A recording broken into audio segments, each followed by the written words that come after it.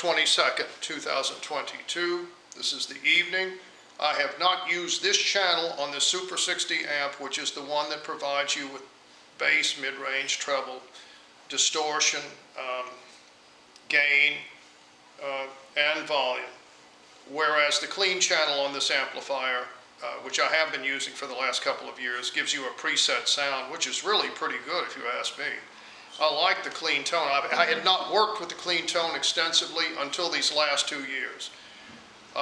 When I listen back to November Blues, which is from November 4th, the same day as today, 2016, which was the last time that this particular amplifier was working properly, except that I got the amp back from the dealer in Jackson on July the 4th of 2020.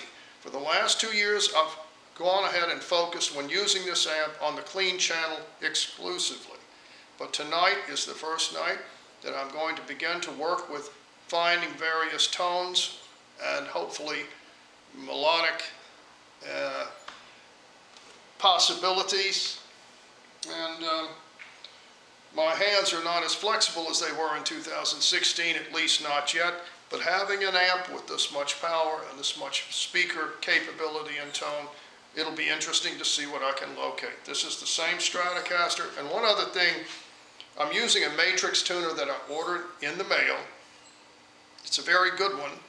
A matrix system generally involves a crystal and a needle so that you can see the vibration speed of the pitch. If you want to set the pitch high or underneath A440, it's relatively easy to do because you can see, you know, the vibration. You don't have to, I don't care for the other tuners as much. Everybody's different, you know, and I certainly am that. But I prefer, with any instrument, to be able to see exactly how many vibrations per second I'm getting. And this matrix system gives you that. However, this new matrix system I've been using for the last 2 or 3 years, this is not exactly E tuned to A440. It's more like A442 or A444. It makes working on this guitar a little bit different in the overall tonality. And it gives this Stratocaster a bit of a brighter tone, which I must admit I've grown to like. It's harder to bend the strings when it's tuned to A442 or A444 than it is at 440. Some guitarists, I read just recently that Jimi Hendrix used to tune his Stratocasters down to E flat rather than E natural. In other words, that's an E natural or a high E natural, meaning it could be 442, but he used to tune to E flat, made it easier for him to bend strings and play that the way that he did. So I'm going to leave it at this.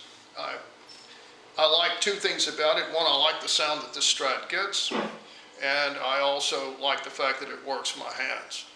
The harder it is, the more the reward. If I get to a point, you know, in which it becomes diminishing returns, I'll tune it down to A440, and I'll have to order another matrix. I ordered 3. I ordered 2 from France. They were good prices on them.